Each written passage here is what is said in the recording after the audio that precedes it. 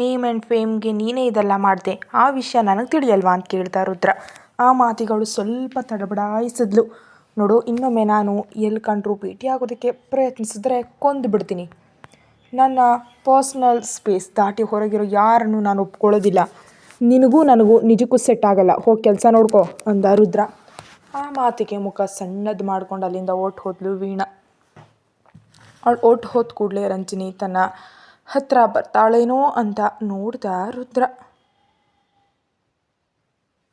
ಆದರೆ ಅವಳು ಮಾತ್ರ ಅವನ ಹತ್ರ ಬರದೆ ಸುತ್ತಲೂ ಹಾಗೆ ನೋಡ್ತಾ ಇದ್ಲು. ಅವಳ ಮನಸ್ಸು ಯಾಕೋ ತುಂಬ ಕಿರಿಕಿರಿ ಅಂತ ಅನ್ನಿಸ್ತಿತ್ತು. ಅದು ಯಾಕೆ ಅಂತ ಅವಳಿಗೂ ತಿಳಿತಿಲ್ಲ. ಇಷ್ಟರಲ್ಲಿ ರುದ್ರಾಣಿ ರಂಜಿನಿ ಹತ್ರ ಹೋಗಿ, ನೋಡಿದ್ದು ಸಾಕು, ಇನ್ನು ಹೋಗೋಣವಾ, ಇಲ್ದಿದ್ರೆ ಸಂಜೆವರೆಗೂ ಇಲ್ಲೇ ಇರ್ತೀಯಾ ಅಂತ ಕೇಳ್ದ. ಇಲ್ಲ ಸರ್, ಹೊರಡೋಣ ಅಂದ್ಲು ರಂಜಿನಿ. ಏನಾಯ್ತು ರಂಜಿನಿ, ಯಾಕೆ ಹಾಗಿದೆಯಾ? ನಿನ್ನ ಮುಖದಲ್ಲಿ ಆ ಬೇಸರ ಯಾಕೆ ಅಂತ ಕೇಳ್ದ ರುದ್ರ. ಏನೂ ಇಲ್ಲ, ಸ್ವಲ್ಪ ಅಸಮಾಧಾನ ಅನ್ನಿಸ್ತಿದೆ ಸರ್, ಹೊರಡೋಣ ಬನ್ನಿ ಅಂದ್ಲು ರಂಜಿನಿ. ಏನು, ಅವಳು ನನ್ನನ್ನು ಹಗ್ ಮಾಡ್ಕೊಂಡಿದ್ದಕ್ಕೆ ಬೇಸರ ಆಯಿತಾ? ಹೊಟ್ಟೆ ಉರಿ ಪಡ್ತಿದ್ಯಾ? ನೀನು ಕೂಡ ಹಗ್ ಮಾಡ್ಕೊಳ್ತೀಯಾ? ಬಾ, ಹಗ್ ಮಾಡ್ಕೋ ಎನ್ನುತ್ತಾ 2 ಕೈಗಳನ್ನ ಚಾಚಿದ ರುದ್ರ. ಏನಿತ್ತು ಸರ್, ಅವಳು ನಿಮ್ಮನ್ನು ಹಗ್ ಮಾಡಿಕೊಂಡ್ರೆ ನನಗ್ಯಾಕೆ ಬೇಸರ ಆಗುತ್ತೆ?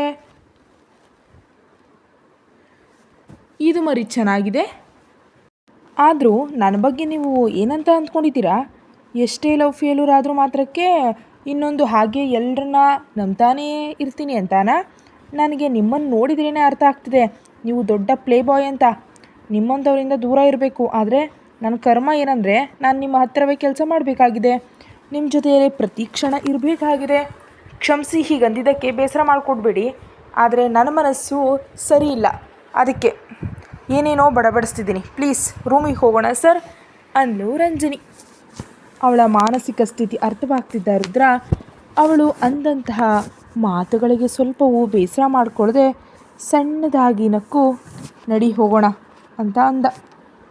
ತಾನು ಅಷ್ಟೊಂದು ಮಾತುಗಳಂದರೂ ಸ್ವಲ್ಪವೂ ಸೀರಿಯಸ್ ಆಗಲಿಲ್ಲ ಅಂದರೆ ಅವೆಲ್ಲ ಸತ್ಯಗಳೇ ಇರಬಹುದು ಅಂತ ಅಂದ್ಕೊಂಡ ರಂಜನಿಗೆ ಅವನ ಮೇಲೆ ಇನ್ನೂ ಸ್ವಲ್ಪ ಅಸಹ್ಯ ಅನ್ನಿಸ್ತು. ಮತ್ತೊಂದೆಡೆ ಮಾಲತಿ ಮನೆಗೆ ಹೋದ ಸುರಭಿ, ಹಾಯ್ ಆಂಟಿ ಅಂದ್ಲು. ಹಾಯ್ ಸುರಭಿ, ನೀನು ಬರ್ತೀಯಾ ಅಂತ ರಂಜನಿ ಹೇಳಿದ್ಲು. ಹೇಗಿದೆಯಾ ಮಗಳೇ, ಆರೋಗ್ಯ ಚೆನ್ನಾಗಿದೆಯಾ ಅನ್ನುತ್ತಾ ಸುರಭಿ ಕೆನ್ನೆ ಮೇಲೆ ಕೈ ಇಟ್ಟು ಕೇಳಿದ್ರು ಮಾಲತಿ. ಅವಳು ಯಾರು ಅಂತ ಅರ್ಥವಾಗದೆ ನೋಡ್ತಾ ಇದ್ದಾಳೆ ಕವಿತಾ. ಹೇ ಕವಿ, ನಾನು ಹೇಳಿದ್ದೆ ಅಲ್ವಾ ನಮ್ಮ ಮನೆಗೆ ಒಬ್ಬರು ಗೆಸ್ಟ್ ಬರ್ತಾರೆ ಅಂತ. ಇವಳೇ ಆ ಹುಡುಗಿ, ನಮ್ಮ ರಂಜನಿ ಫ್ರೆಂಡ್ ಸುರಭಿ ಅಂತ ಹೇಳಿದ್ಲು ಮಾಲತಿ. ಸುರಭಿಯನ್ನು ಕೆಳಗಿನಿಂದ ಮೇಲಿನವರೆಗೂ ನೋಡಿ, ಈ ಹುಡುಗಿಯನ್ನು ಎಲ್ಲೋ ನೋಡಿದ್ದೀನಲ್ಲ ಅಂತ ಅಂದ್ಕೊಂಡ್ಲು ಕವಿತಾ. ಏನೇ, ಅವಳನ್ನ ನೋಡಿ ಹಾಗೆ ಶಾಕ್ ಆದೆ? ಅವಳು ಯಾರು ಅಂತ ನಿನಗೆ ಗೊತ್ತಾ ಏನು ಅಂತ ಕೇಳಿದ್ಲು ಮಾಲತಿ. ಇಲ್ಲ ಇಲ್ಲ ಇಲ್ಲ, ನಾನು ಇತ್ತೀಚೆಗಷ್ಟೇ ನೋಡ್ತಿದ್ದೀನಿ ಅಂದ್ಲು ಕವಿತಾ. ಇಷ್ಟರಲ್ಲಿ ಆದರೂ ನಾನು ಗೆಸ್ಟ್ ಹೇಗೆ ಆಂಟಿ?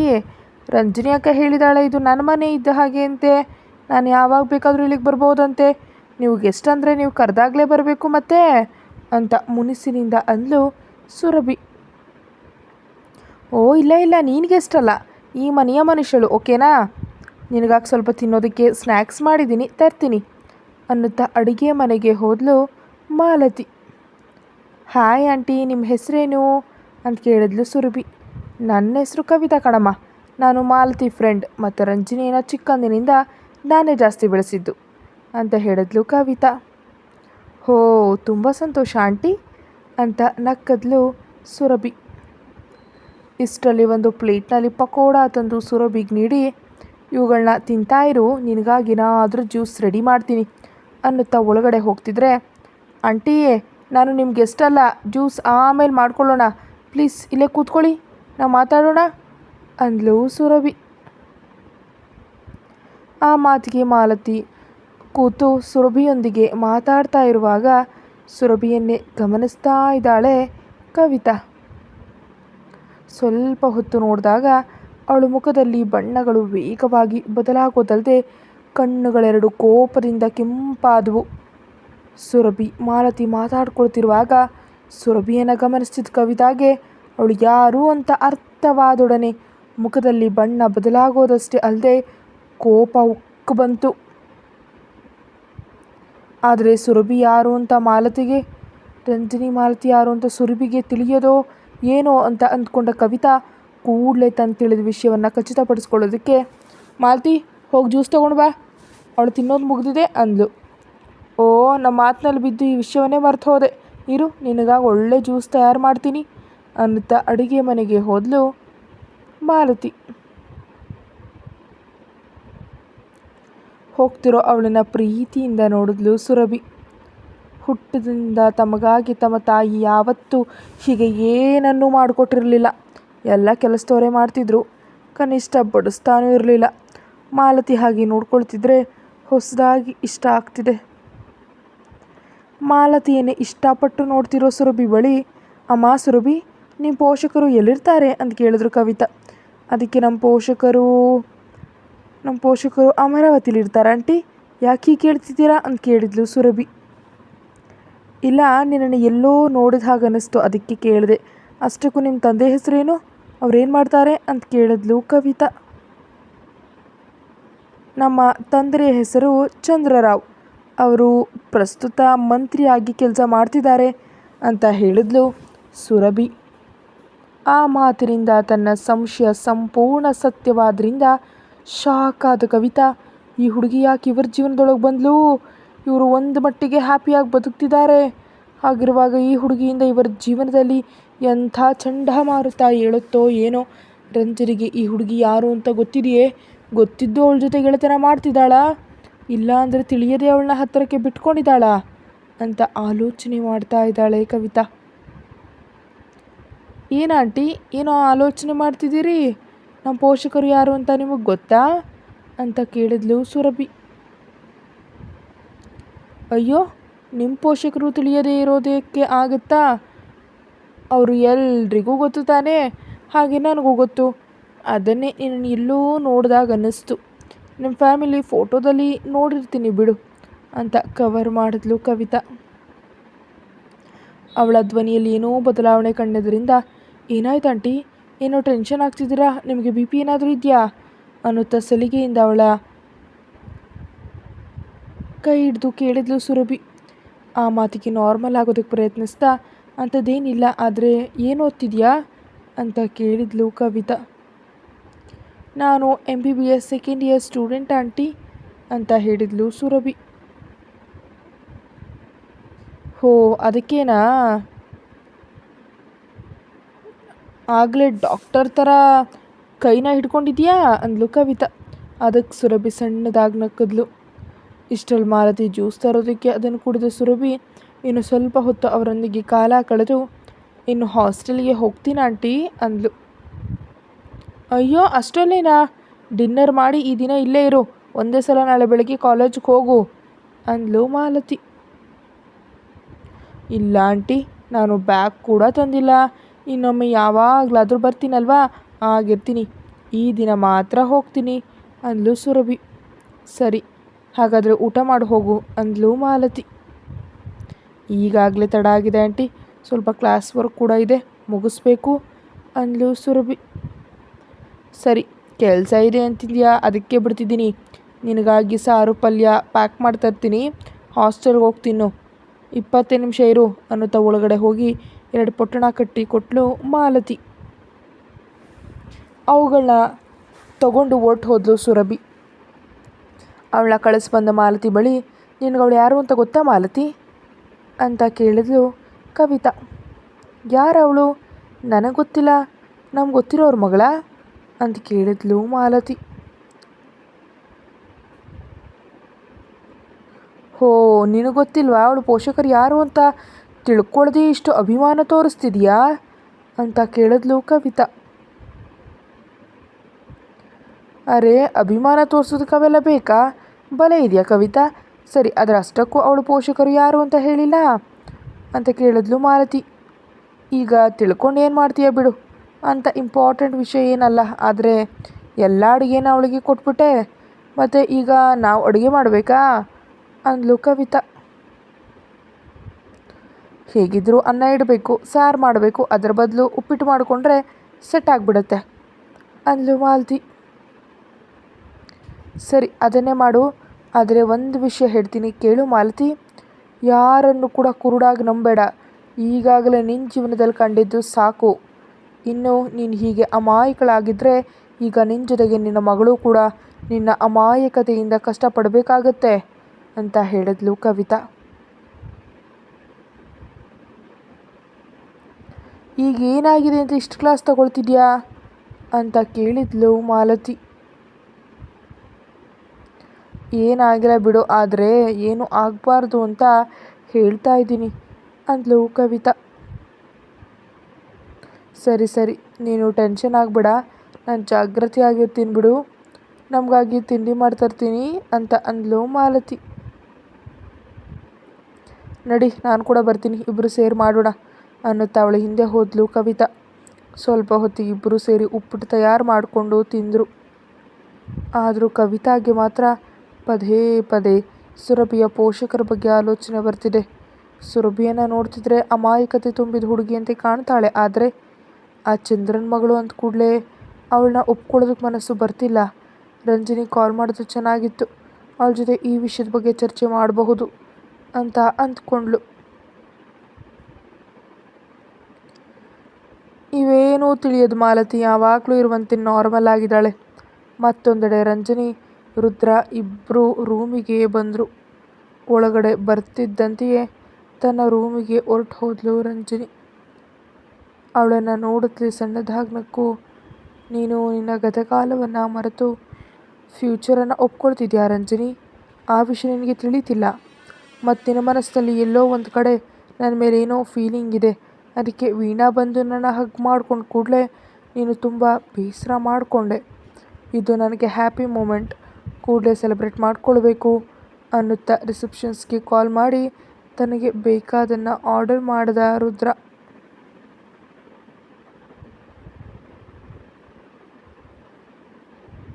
ರೂಮಿಗೆ ಹೋದ ರಂಜನಿ ಫೋನ್ ಬೆಡ್ ಮೇಲೆ ಎಸ್ತು, ಏನಾಯ್ತು, ನನಗೆ ಯಾಕಿಷ್ಟು ಅಸಮಾಧಾನ ಅನ್ನಿಸ್ತಿದೆ? ಯಾರೋ ಬಂದು ಯಾರನ್ನು ಹಗ್ ಮಾಡಿಕೊಂಡ್ರೆ ನನಗೇನು? ನಿಜಕ್ಕೂ ಈ ರುದ್ರ ಎಂಥವನು? ಈಗಿನವರೆಗೆ ನನ್ನೊಂದಿಗೆ ವರ್ತಿಸಿದ ರೀತಿಯನ್ನು ನೋಡ್ತಿದ್ರೆ ಸ್ವಲ್ಪ ವ್ಯತ್ಯಾಸವೇ ಅನ್ನಿಸ್ತಿದೆ. ನಾನು ಅವನ ಹತ್ರ ಕೆಲಸಕ್ಕೆ ಸೇರಿನಿಂದ ಡೀಸೆಂಟಾಗಿ ವರ್ತಿಸ್ತಿದ್ದಾನೆ, ಆದರೆ ಅದಕ್ಕಿಂತ ಮೊದಲು ಯಾಕೆ ನನ್ನೊಂದಿಗೆ ಹಾಗೆ ವರ್ತಿಸ್ತಾ? ಅಸಲು ಅವನ ಪ್ರೆಸೆನ್ಸ್ ನಾನು ಯಾಕೆ ಒಪ್ಕೊಳ್ತಿದ್ದೀನಿ? ಅವನು ನನಗೆ ಹತ್ರ ಬಂದರೆ ನಾನು ದೂರ ತಳ್ಳಬೇಕಲ್ವಾ? ಆದರೆ ನನಗೆ ಯಾಕೆ ತೊಂದರೆ ಅನ್ನಿಸ್ತಾ ಇಲ್ಲ ಅಂತ ಪಟಪಟ ಅಂತ ಆಲೋಚನೆಗಳಿಂದ ಒದ್ದಾಡ್ತಿದ್ದಾಳೆ.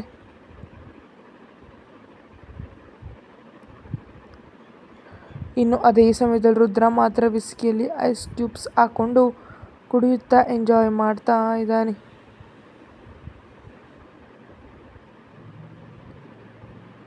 ಆಲ್ಮೋಸ್ಟ್ ಲಂಚ್ ಟೈಮ್ ಮುಗಿದು ಹೋಗಿದೆ. ಆದರೂ ಆಲೋಚನೆ ಮಧ್ಯೆ ಇರೋ ರಂಜನಿಗೆ ಹಸಿವಾಗ್ತಾ ಇಲ್ಲ.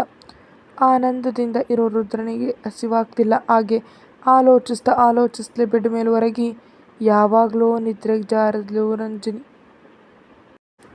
ರುದ್ರ ಮಾತ್ರ ಡ್ರಿಂಕ್ ಮಾಡ್ತಾ ಹಾಗೆ ಹಿಂದೆ ಹೊರಗಿ ಕಣ್ಮುಚ್ಕೊಂಡ. ಅವನ ಕಣ್ಣುಗಳಲ್ಲಿ ಆ ಕ್ಷಣ ಗತಕಾಲದ ನೆನಪುಗಳು ಸುಳಿತಾ ಇವೆ. ಅವುಗಳನ್ನ ನೆನಪಿಸ್ಕೊಳ್ತಿದ್ದಂತೆ ರುದ್ರನಲ್ಲಿ ತನ್ನ ಮೇಲೆ ತನಗೆ ಕೋಪ, ಅಸಹ್ಯ ಉಂಟಾಗ್ತಾ ಇದೆ. ಅಷ್ಟರಲ್ಲೇ ಅವನು ಆ ಗತಕಾಲವನ್ನು ಒಪ್ಕೊಳ್ಳಲು ತುಂಬ ಪ್ರಯತ್ನ ಮಾಡ್ತಾ ಇದ್ದಾನೆ. ಆ ಗತಕಾಲದ ಮನುಷ್ಯರು ತನ್ನ ಜೀವನಕ್ಕೆ ಬರಲಿ ಅಂತ ಆಸೆ ಪಡ್ತಿದ್ದಾನೆ. ಆ ಆಸೆ ನಿಜವಾಗುತ್ತೋ ಇಲ್ವೋ ಆ ದೇವರಿಗೆ ತಿಳಿಬೇಕು. ಅದಾದಮೇಲೆ ಯಾವಾಗಲೂ ಸಂಜೆ ನಿದ್ರೆಯಿಂದ ಎದ್ದ ರಂಜನಿ ರೂಮ್ನಿಂದ ಹೊರಗೆ ಬಂದಳು. ಹೊರಗಡೆ ಹಾಲ್ನಲ್ಲಿ ಸೋಫಾದಲ್ಲಿ ಕೂತು ಹಿಂದೆ ಹೊರಗೆ ಕಣ್ಮುಚ್ಕೊಂಡಿದ್ದಾನೆ ರುದ್ರ. ಅವನೆದುರಿಗೆ ಫುಲ್ಲಾಗಿ ಡ್ರಿಂಕ್ ಮಾಡಿದ ಬಾಟಲಿಗಳು ಕಂಡವು. ಏನಿದು, ಇವರು ಮಧ್ಯಾಹ್ನವೇ ದೇವದಾಸನ ಅವತಾರ ಎತ್ತಿದ್ದಾರೆ? ಹೆಣ್ಮಗುವಿನ ಜೊತೆ ಒಂದು ರೂಮ್ನಲ್ಲಿರುವಾಗ ಡಿಸೆಂಟಾಗಿರಬೇಕು ಅಂತ ತಿಳಿಯಲ್ವಾ? ನಾನು ಹೀಗೆ ಡೀಸೆಂಟ್ ಅಂದ್ಕೊಳ್ತೀನೋ ಇಲ್ವೋ ಹಾಗೆ ಆ ಮನುಷ್ಯತ್ವವನ್ನು ಕಳೆದುಕೊಳ್ತಾನೆ. ಚಿಚ್ಚಿ ಅಂದ್ಕೊಳ್ತಾ ಬಾಲ್ಕನಿಗೆ ಹೊರಟು ಹೋದ್ಲು ರಂಜನಿ. ಡ್ರಿಂಕ್ ಮಾಡಿದ್ರೆ ಒಳ್ಳೆಯವರು ಅಲ್ವಾ ಅಂತ ಅವಳ ಅಂತರಾತ್ಮ ಅವಳನ್ನು ಪ್ರಶ್ನಿಸ್ತು. ಹೀಗೆ ಹುಡುಗಿ ಜೊತೆ ಇರುವಾಗ ಡ್ರಿಂಕ್ ಮಾಡೋದು ಸರಿಯಲ್ಲ ಅಲ್ವಾ ಅನ್ನುತ್ತಾ ತನ್ನ ಅಂತರಾತ್ಮಕ್ಕೆ ಎದುರು ಬಿದ್ಲು ರಂಜನಿ. ಓಹೋ, ಹಾಗಾದರೆ ನೀನು ಡ್ರಿಂಕ್ ಮಾಡಿದ್ದೆ ಅಲ್ವಾ ಅವತ್ತು ನಿನ್ನ ಫ್ಲ್ಯಾಟ್ನಲ್ಲಿ? ನೀನು ಆ ವೇಸ್ಟ್ ಫೆಲೋ ವಿಶ್ವ ಇಬ್ಬರು ಸೇರಿ ಡ್ರಿಂಕ್ ಮಾಡಿದ್ರಲ್ಲ, ಮತ್ತೆ ಅದೇನು ಅಂತ ಕೇಳಿದ ಅವನದೇ ಅಂತರಾತ್ಮ. ಅದು ನಮ್ಮಿಬ್ಬರಿಗೂ ಇಷ್ಟವಾಗಿ ಮಾಡಿದ್ವು, ಅದ್ರಲ್ಲಿ ತಪ್ಪೇನಿದೆ ಅಂತ ಮರು ಪ್ರಶ್ನಿಸಿದ್ಲು ರಂಜನಿ. ಓ ಹೌದಾ, ವಿಶ್ವ ಡ್ರಿಂಕ್ ಮಾಡಿದ್ರೆ ನಿನ್ನ ಜೊತೆ ಹೇಗೆ ವರ್ತಿಸ್ತಿದ್ದ ಅಂತ ಕೇಳ್ತು ಅಂತರಾತ್ಮ. ಆ ಪ್ರಶ್ನೆಗೆ ತಡಬಡಾಯಿಸಿದ್ಲು ರಂಜನಿ. ವಿಶ್ವ ಡ್ರಿಂಕ್ ಮಾಡಿದಾಗ ತುಂಬ ರೂಢಾಗಿ ವರ್ತಿಸ್ತಿದ್ದ. ಅವನ ಮೇಲಿರೋ ಇಷ್ಟದಿಂದ ಆ ವರ್ತನೆಯನ್ನು ಒಪ್ಕೊಂಡಿದ್ಲು ರಂಜನಿ.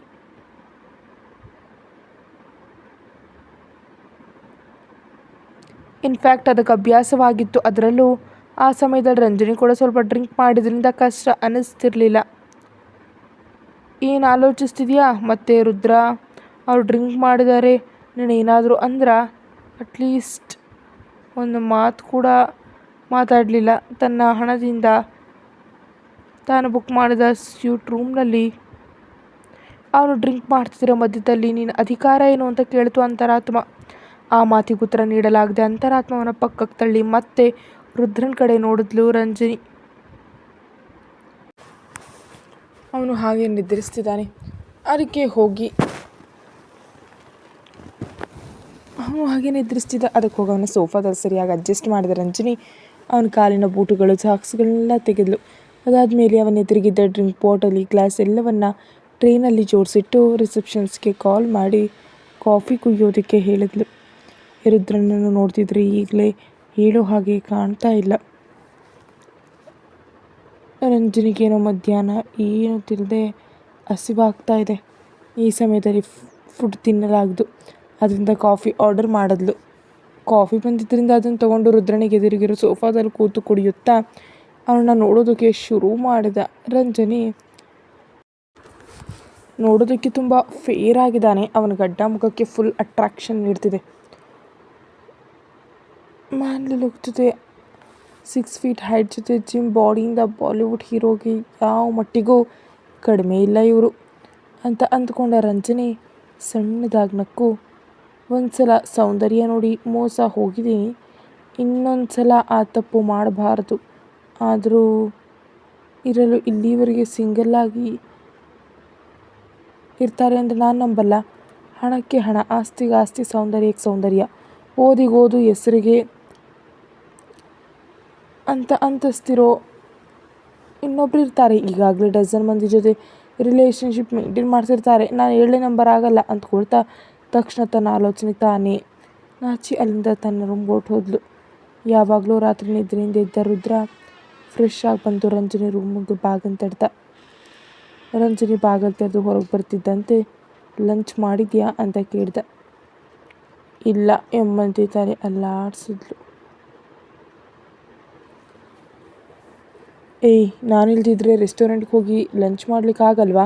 ಇಲ್ಲಾಂದರೆ ರೂಮಿಗೆ ತರಿಸ್ಕೊಳಕ್ಕಾಗಲ್ವಾ? ಇಲ್ಲಿವರೆಗೆ ತಿಂದೆ ಯಾಕಿದೆಯಾ ಅಂತ ಕೇಳಿದ ರುದ್ರ. ನನಗೆ ಇಲ್ಲಿನ ಭಾಷೆ ಅಷ್ಟಾಗಿ ತಿಳಿತಿಲ್ಲ ಸರ್, ಅದಕ್ಕೆ ಹೋಗಲಿಲ್ಲ ಅಂದ್ಲು ರಂಜನಿ. ನಿನ್ನ ಮುಖ, ಇಲ್ಲಿ ಇಂಗ್ಲೀಷ್ ಗೊತ್ತಿರೋರು ಬಹಳಷ್ಟು ಮಂದಿ ಇರ್ತಾರೆ. ನಿನಗೆ ಇಂಗ್ಲೀಷ್ ಬರುತ್ತೆ ಅಲ್ವಾ? ಮ್ಯಾನೇಜ್ ಮಾಡಲಿಕ್ಕೆ ಆಗಲ್ವಾ? ಸರಿ ನಡಿ, ಡಿನ್ನರ್ ಆದರೂ ಮುಗಿಸ್ಕೊಂಡು ಬರೋಣ ಅನ್ನುತ್ತಾ ಹೊರಗಡೆ ನಡೆದ ರುದ್ರ. ರಂಜನಿ ಕೂಡ ಅವನ ಹಿಂದೆ ಹೊರಗೆ ಬಂದಳು. ಇಬ್ಬರು ಸೇರಿ ರೆಸ್ಟೋರೆಂಟ್ಗೆ ಹೋದರು. ಬೆಳಗ್ಗೆಯಂತೆ ಆ ಹೊತ್ತು ಕೂಡ ರುದ್ರ ಡಿನ್ನರ್ ಆರ್ಡರ್ ಮಾಡಿ ಅದು ಬರುವವರೆಗೆ ಅಲ್ಲಿರೋ ಫುಡ್ ಐಟಮ್ಸ್ಗಳ ಬಗ್ಗೆ ರಂಜನಿಗೆ ವಿವರಿಸಲು ಶುರು ಮಾಡ್ದ. ಅದೆಲ್ಲವನ್ನು ತಾನು ಕೇಳದೆ ಹೇಳೋದು ರಂಜನಿಗೆ ಇಷ್ಟ. ಆದ್ದರಿಂದ ತುಂಬ ಇಂಟ್ರೆಸ್ಟ್ನಿಂದ ಅವನು ಹೇಳೋದನ್ನು ಕೇಳ್ತಾ ಇದ್ದಾಳೆ. ಇಷ್ಟರಲ್ಲೇ ಡಿನ್ನರ್ ಬರಲು ಇಬ್ಬರು ಸೈಲೆಂಟಾಗಿ ಡಿನ್ನರನ್ನು ಮುಗಿಸಿದ್ರು. ಸರ್, ನಾಳೆ ನಮ್ಮ ಪ್ಲ್ಯಾನ್ ಏನು? ಎಲ್ಲಿಗೆ ಹೋಗ್ತಿದ್ದೀವಿ? ರಂಜನಿ ಕೇಳಿದ್ಲು ಪುನಃ. ಅದು ನಾಳೆ ಬೆಳಗ್ಗೆ ಹೇಳ್ತೀನಿ, ನನಗೆ ಈಗಲೇ ತಲೆನೋವಿದೆ, ನಾನು ಹೋಗಿ ಮಲಗ್ತೀನಿ ಎಂದ ರುದ್ರ. ಓಕೆ ಸರ್, ಹೊರಗೆ ಲಾನ್ ಇದೆ ಅಲ್ವಾ, ನಾನು ಸ್ವಲ್ಪ ಹೊತ್ತು ವಾಕಿಂಗ್ ಮಾಡಿ ಬಂದು ಮಲಗ್ತೀನಿ ಅಂತಂದ್ಲು Ranjani. No no no no, ಇದು ನಿನಗೆ ತಿಳಿಯದ ಜಾಗ. ಇಲ್ಲಿ ನೀನು ಹಾಗೆ ಹೊರಗೆ ಈ ಸಮಯದಲ್ಲಿ ತಿರುಗೋದು ಒಳ್ಳೆಯದಲ್ಲ. ಹೋಗಿ ಬಾಲ್ಕನಿಯಲ್ಲಿ ವಾಕಿಂಗ್ ಮಾಡು ಅನ್ನುತ್ತಾ ಅವಳನ್ನು ಕರ್ಕೊಂಡು ರೂಮಿಗೆ ಬಂದ ರುದ್ರ. ಅವನ ಕಾಳಜಿಗೆ ಅವಳಿಗೆ ಸಂತೋಷ ಅನ್ನಿಸ್ತು. ಅಷ್ಟರಲ್ಲೇ ಇಂಥವುಗಳನ್ನೆಲ್ಲ ನೋಡಿ ನಂಬಿ ಮೋಸ ಹೋಗ್ಬೇಡ ರಂಜನಿ ಅಂತ ತನ್ನಲ್ಲಿ ತಾನು ಅಂದ್ಕೊಂಡ್ಳು ರಂಜನಿ. ಕತೆ ಮುಂದುವರಿಯುತ್ತೆ. ಹೆಚ್ಚಿನ ವೀಡಿಯೋಗಾಗಿ ಚಾನಲ್ಗೆ ಮೆಂಬರ್ಶಿಪ್ ತಗೊಂಡು ಎಲ್ರಿಗಿಂತ ವೀಡಿಯೋ ಮೊದಲು ನೀವೇ ನೋಡಿ. Thank you.